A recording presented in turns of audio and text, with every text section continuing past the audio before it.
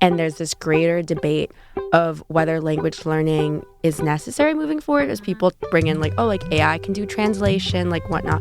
And I do think that it showed us, at least in our current day and age, like the limitations of AI in language and being able to fully communicate what we want to communicate forward to the counterparty. And so I think that made me realize even more like the importance of language learning. You're listening to Speaking of Language, a podcast recorded at the Language Resource Center at Cornell University. Each week, we explore a topic related to language pedagogy and second language acquisition.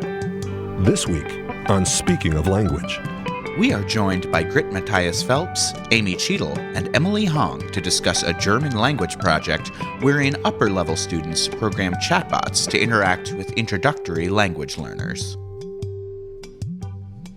Welcome to a new episode of Speaking of Language. I'm Angelika Kramer, the director of the Language Resource Center at Cornell University. And I'm Sam Lupowitz, the LRC's media manager. Today, we have some wonderful colleagues in the studio with us who will talk about ChatGPT and creating and using bots in language classes. Welcome to Speaking of Language, Grit, Amy, and Emily. Hi. We should say hello. Thank you very much. It's great to have you here. Before we dive into all things ChatGPT, let's have you introduce yourselves, what do you do at Cornell, and what has your path with languages been like? Grit, why don't you get us started? Well, I'm a senior lecturer at Cornell for quite a bit now, and I teach German. Sehr gut. Any other languages besides English and German? I did learn some Italian, but it's been a while. Amy, what about you? I'm Amy Cheatle. I'm an instructional designer with the Center for Teaching Innovation, and part of my work is investigating AI for teaching and learning. Very cool. And Emily, what about you? Hi, my name is Emily Hong. I'm a senior, and I am double majoring in economics and German studies. I started learning German freshman spring, and I started with Frau Matthias. I really loved my German classes and then converted to a German major. So here I am. Look at that. Wunderbar. That is exactly what we like to hear on our podcast. That's great. So, Grit, you have been working on a project that integrates ChatGPT into your German curriculum. Tell us more what this project looked like and how you set out to even do this. Well, the basics are that I had my 5th semester German class, which are fluent in German, and Emily was one of the students. I had them create little chatbots for my 1st semester class. It worked out really well because my idea, first of all, was that not the chatbot itself was my aim or was the final product that I wanted. I really wanted the students to talk about chatbots and to talk, of course, German all the time, to talk German while they were creating chatbots. So in Emily's class, I grouped them up. They each had a partner, and with the partner, they had to work on one computer, and then prompting ChatGPT to create a little chatbot that was really catered to first semester German, meaning answering really simply, correcting German, which actually is really hard. Also, they had to prompt it to reply as a real person, which turned out also to be very difficult. And then once those were done, so I ended up with 4, 5, almost 5 little chatbots. And then my 1st semester, they had to test them. And they got rubrics, and they had to pretty much give them marks, how many points. And and I still have them, and I'm going to start handing out those links to my current students. Nice. So when they want to procrastinate productively, which I don't know if that's procrastination then, but on their phones, they can just talk to Heidi, or what was your? Moritz. To Heidi, Sehr Moritz. schön. And then we have Niemand and Franz. And Niemand? yeah, it's from a novel. Yeah. Okay, nice. Yeah. Productive procrastination is maybe an oxymoron. I don't know, but I really like that idea of how we trick ourselves into getting things done when we don't want to. Right? That's So, what were some examples of the conversation topics that you would engage in with the chatbots? The conversations were spoken or were they in writing? Oh, it was on writing. We didn't do the speaking part yet. Yeah. Yeah, but I didn't engage in the conversation. Sure. Sure, It's the all students, The yeah. students, yeah. But I mean, Emily might be able to talk more about it. But my favorite example is is one day I had to bring my kids to work, and they're like, back then they were like 6 and 7, and so I had my kids go around and ask the chatbots questions. And kids come up with questions, yeah. otherwise wouldn't think about it. And my daughter asked one chatbot, can unicorns poop? Ah, yes. And the unicorn, and not the unicorn's answer, the chatbot's answer was really good. And I almost feel this should be like a mandatory question to check the quality of chatbots. Okay. Because one chatbot really answered, they're like, I don't really remember totally, I don't have it on hand, but like, they're magical creatures and they can do anything. Of course, they can also poop. That was the best chatbot. If you ask another chatbot, it would answer something like a real whole paragraph. Yeah, they happen in stories and they're made up creatures. And because they're made up, they can do it. It was very disillusional. Like an answer you don't really want to hear, especially if you're 6 years old. But then, the students who created the chatbots, they prompted them to really stay with like the simple topics and also to answer according to the simple topics, like hobbies and where do you live, what do you like to do, and what's your name, what do you do? Yeah, those kind of things. But maybe Emily can talk more about this. Yeah. Please. Yeah, I mean, it was a really, really cool experience. We made our chatbot Moritz, and I think we spent a significant portion of time trying to tackle the aspect of how do we get this bot to not answer like a bot. Like we had to, we did all the programming, or I say programming, we were mostly just typing in German. But on the back end, we had to make up this whole backstory for our bot, like where he was a student, like what he studied, how many people in his family, like he lives in this apartment, like also that every time we'd ask these questions, like, where are you from? It wouldn't automatically default to like, oh, I'm a robot, I don't exist in this universe, or things like that. Right. And so that was a huge part of it. And then we really struggled actually to get the chatbot to follow the instructions specifically of when someone speaks in German and makes a mistake or types in German, makes a mistake, like can you reply with the correct variation of the sentence, like correct the grammar, correct the different things that are wrong. And we really struggled to get that to do that because once in a while, like it would do it on the first sentence, but if you kept typing more and more, like for some reason, it almost seemed like the bot would forget. Don't know really how that works, but yeah, those were some of my experiences. It was really, really cool. Nice. That's awesome. So what was some of the feedback from your peers, Emily? I mean, you obviously liked that project. And then, Grit, I'd also be interested in hearing what the feedback was from the first semester students who actually chatted with those bots. So what did your peers say? Well, I think my peers and I just had so much fun. Like when we were sitting in like the language resource center on the different computers, it was just like we would all be laughing. Like we would test all these really absurd questions.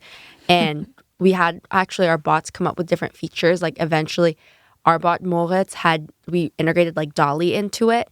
And so you could ask like, show me a picture of your pets. And Moritz would come up with like a picture of his 2 cats and dog, but next time he had suddenly like 3 fish and a cat. I don't know. So there was a little discontinuity. Yeah, exactly. But I think everyone had a lot of fun and like the energy in the room was wonderful. That's great. Well, and also, I want to add something that might not be so clear now that we're all speaking in English, but all of this, what Emily described, happened in German. Yeah.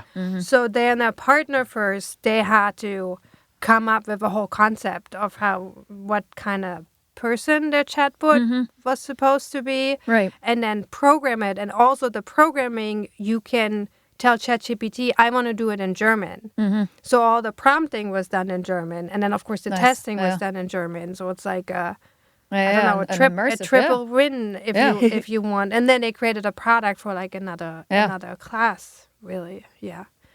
And So how did the first semester students react? Did they enjoy chatting with Moritz and Niemand and all the others? Well, I think I've got some here, and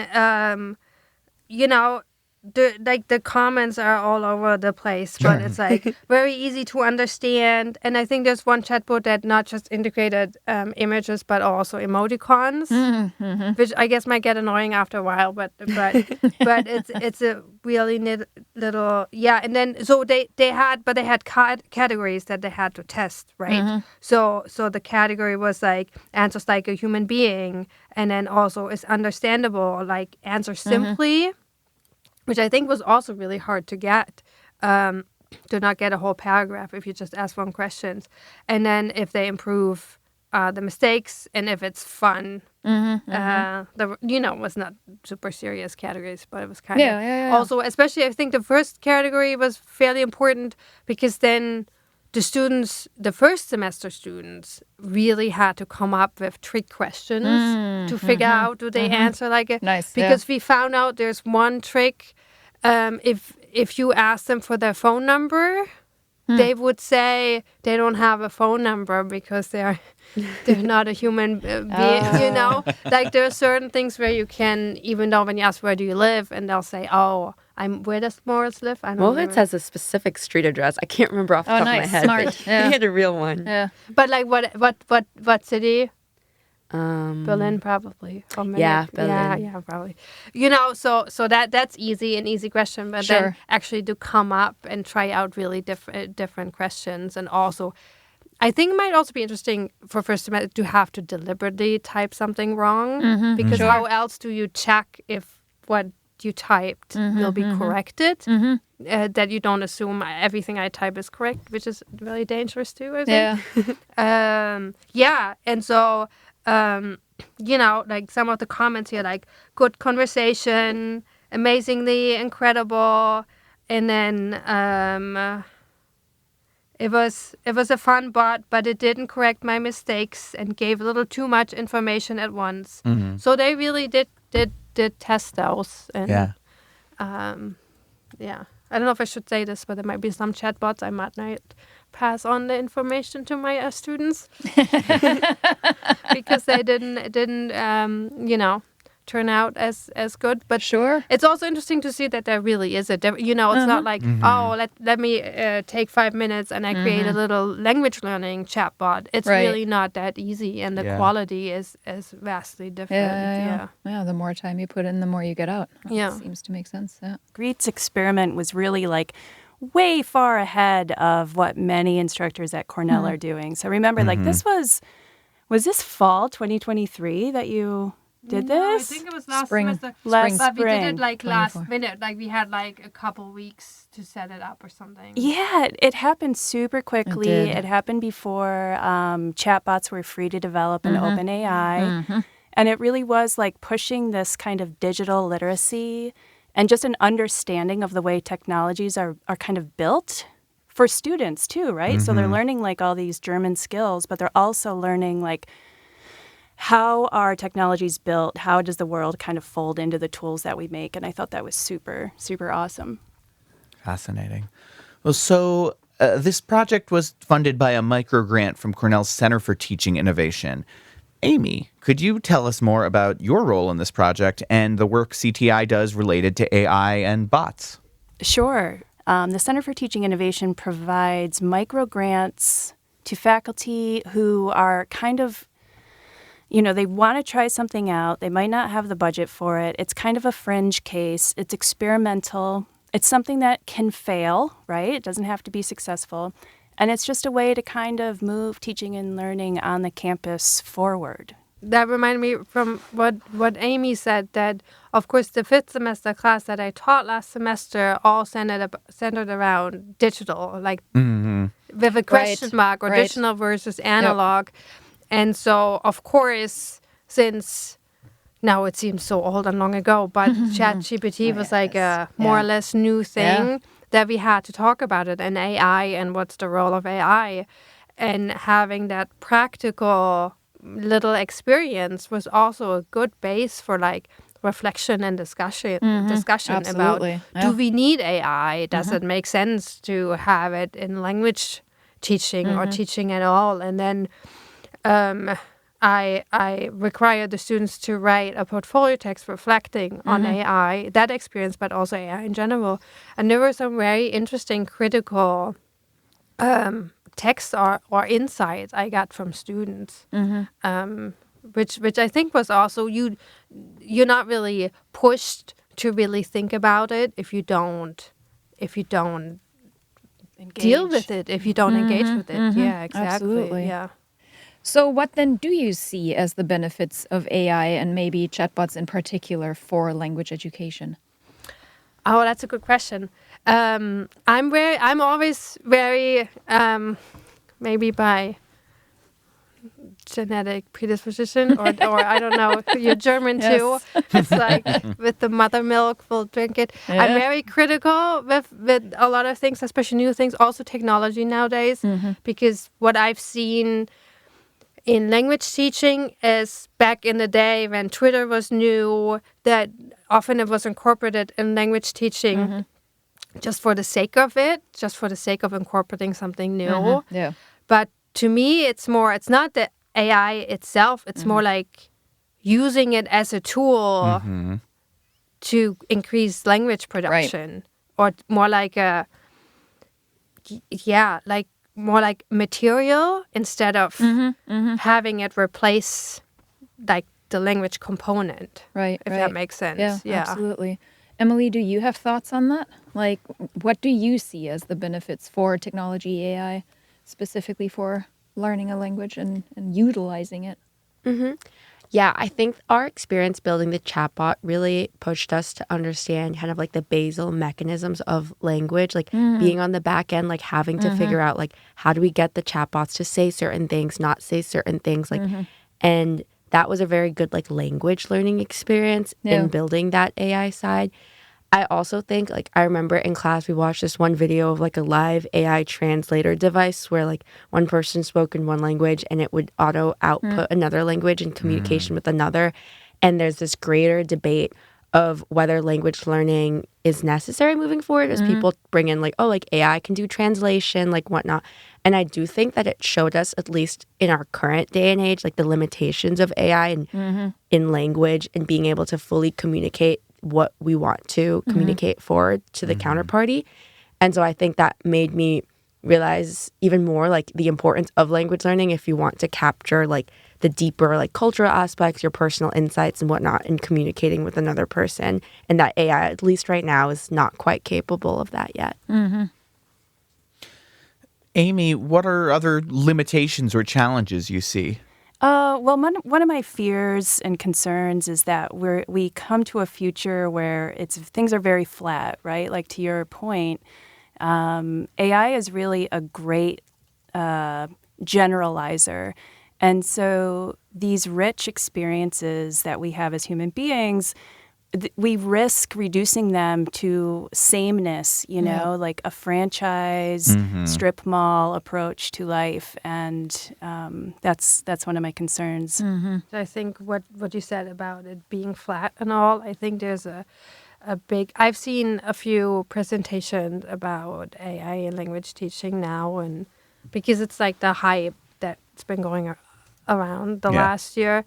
And I think there's a big danger of just like back in the day, Twitter, and I don't even know what else was used that personally didn't make that much sense to me. It's people use images, just for their language teaching. Well, Google Image is also available. Why would you use DALL-E, for example? Because the images AI creates are, there's a big bias in it, and they all look so... Very true. I don't know. It's like Ken and Barbie, it's like, why do we have to or want to expose our students to more of those artificial images that they see every day on their phones already anyways? Yeah, very true. Why can't I use Google image search on my, I don't know if someone wants to use their own, but like images of real people. And I think that's also a danger. I mean, it's quick and it's easy and it's maybe fun. But then the question is, do we really need it? And Yeah, fair. what does it do, actually? Well, and that problem we see in textbooks, in printed textbooks too, right? I mean, generally they have a very specific point of view about the culture and the language that you're teaching. And I think there is still, in materials in general for language education, we have a long ways to go. Well, if you do have those images, you can now question them with your students. Yep, true. You know? That's very true. Yep. And I still think it does have one benefit. It's often pictures of normal people. Depending on the textbook, they don't really have the money to hire models to pose for images. So at least those are normal people that you see, and not those AI-generated, flawless things. Good point. Well, and Amy, you are researching AI in general right now yourself, right? I am, yes. Tell us more about that. Well, I'm a PhD candidate in Science and Technology Studies. Is that what you mean? Yeah. Oh, okay. Yes. So one of the things that I'm finding, this is kind of super off topic, but since we're talking about language, is I'm researching a group of violin makers right now, including varnish makers. And we're seeing if AI has a role to play in understanding the way the violin works, right? Like acoustics. But what I'm finding is there's an absence of language. We don't have enough words to talk about sound. We don't have enough words to talk about the translucency of varnish when we're looking at it. And so, like when we're trying to work together, bring different communities together, the first thing that we have to do is identify common language and get our definitions in place. So if we say something like, this is a blasty sound, or this is very weepy, we all need to understand like what those language terms mean. And that's been very fascinating to me. It's not really about AI. No, but there are things that you come up with, things that you come up against. Yeah, interesting, fascinating. Well, we'll be looking forward to your dissertation and what you find out. Says no one ever. Well, your committee always does, right? Yes. Yeah, they need me to get out of the program for sure. So, Grit, do you have plans for using AI further in your teaching?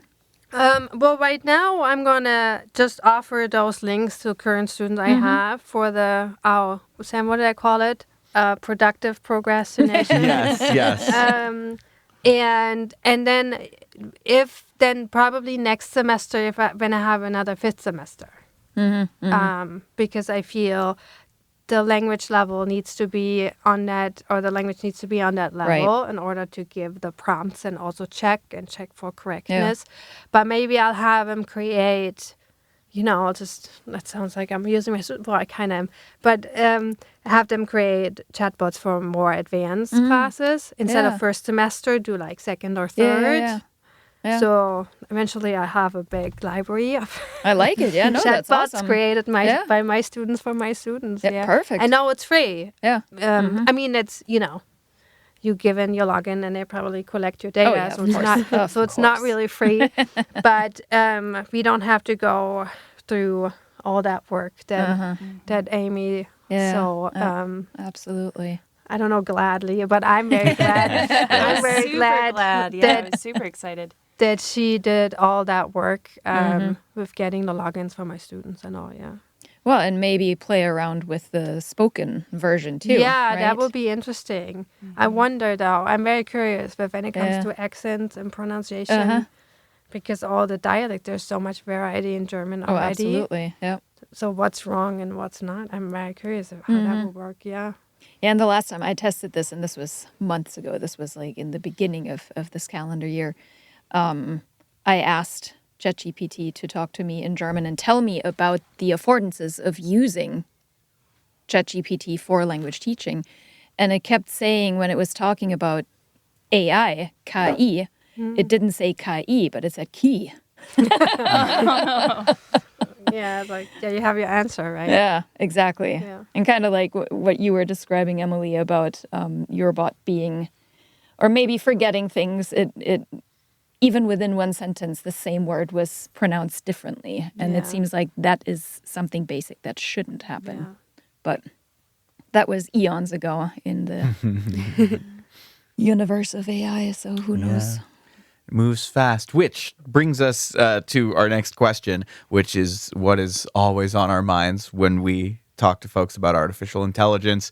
Should our listeners be preparing themselves for the robot uprising? We'll take your thoughts on that. We should be preparing for all kinds of uprisings. Oh, boy. Yay, there we go. Even robotic ones. I had a dream the other day when aliens that looked like insects were landing in front of our house. Oh, my goodness. Yeah, no, I'm not kidding. That's scary. And I was like, holy, Yeah. it's really happening. What do we do? And so I remember I grabbed my daughter and we just sat on the couch because I was like, it's too late to do anything. They're right here. And and it was very interesting. In dreams, everything is like super real. Yeah. Right? But it was like this feeling. It's like there's another thing happening that you can't control. So Wow. we'll see. But in a scary way. Okay.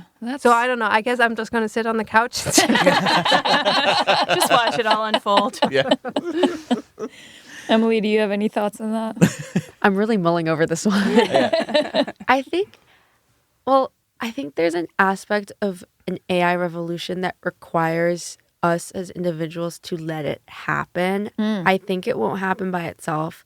And like our dialogue right now and like a lot of productive conversation pointing out the limitations of AI would counter that. But then on the other side, it is easy to let AI do things for you, even if it's not as deep or complex or multifaceted. And it's easy to kind of like slip into the dangers of, just accepting AI as is. And I think with that mentality and pushing back less, that runs the risk of actually AI taking over things that maybe it shouldn't, but we let it take over. And so I think all of that is to go to say that a revolution could happen, but that would require the complacency of our society. Well, thank God we have students like you who are this mindful and articulate. So there is hope for the future. I like it. Well, this was amazing, and we could keep chatting forever. But before we sign off, we would like to ask each of you to share a word in a language you speak, you love, you are learning, you may want to learn, that feels good to say. What comes to mind? I've got one for you. You want to know my favorite? Yeah, let's hear it. My favorite German word is Zweisamkeit. What does it mean? See, it's like Einsamkeit means loneliness. It has the word ein, one in it, and Zweisamkeit, it's like being lonely, but two. Like being lonely together or two people that belong. But it's a very positive word. Yeah. That's a great word. So, Emily? I don't know. I was kind of like thinking about this at the back of my head all of the podcast. I really like the German word Literaturwissenschaft. I just think it's kind of fun to say. I was trying to think of what is like a fun one. And I when I came to Cornell, I wasn't really sure what I wanted to study, but I was really drawn to the literary aspects. And I actually took a German department first-year writing seminar, from which my professor encouraged me to take German 1. So I guess literature is kind of the spark of my German learning journey. That's awesome. Very cool. Amy, do you have a word? Oh my gosh. I don't think I do. I feel like terribly, what's the word? Unimaginative. And so I'm going to do something super pretentious, and I'm going to say, I'm going to give my word slot to the absence of words that we still need to develop, that languages are always growing, that we're always coming to circumstances that we don't have words for. And so I'm going to invite our listeners to imagine their favorite word. And what was it? Or you might learn a foreign language and discover words that don't exist in your own language. This is what I need. I need AI to teach me all the cool German words, clearly. What do you mean? We're right here, right? I think that was a very effective cop-out, Amy. Really, I appreciate the I'm creativity. gonna call you tomorrow with a good word that you can edit in. Anytime. Come back anytime, really. All right, well, this was such a treat. Thank you all for joining us, and thank you so much for speaking of language with us, Grit, Amy, and Emily. Thank you so much. Happy to be here. Thanks for having us. Next week, we will have 2 Cornell art historians in the studio with us, who will share their insights about colonial crossings, an exhibition on the art of colonial Latin America at the Herbert F. Johnson Museum of Art at Cornell. Until then, Auf Wiederhören! The Language Resource Center is located on the ground floor of Stimson Hall on Cornell's main campus in Ithaca, New York. Check us out on the web at lrc.cornell.edu. and follow Cornell LRC on Facebook, Instagram, and Twitter. Speaking of Language is produced by Angelika Kramer and Sam Lupowitz. Recorded by Sam Lupowitz. Original music by Sam Lupowitz, Dan Gable, and Joe Gibson. Thanks also to the College of Arts and Sciences at Cornell University. As a reminder, the ideas and opinions expressed on this podcast do not reflect those of the College of Arts and Sciences or any other official entity of Cornell University. We thank our listeners, and do stay tuned for our next episode.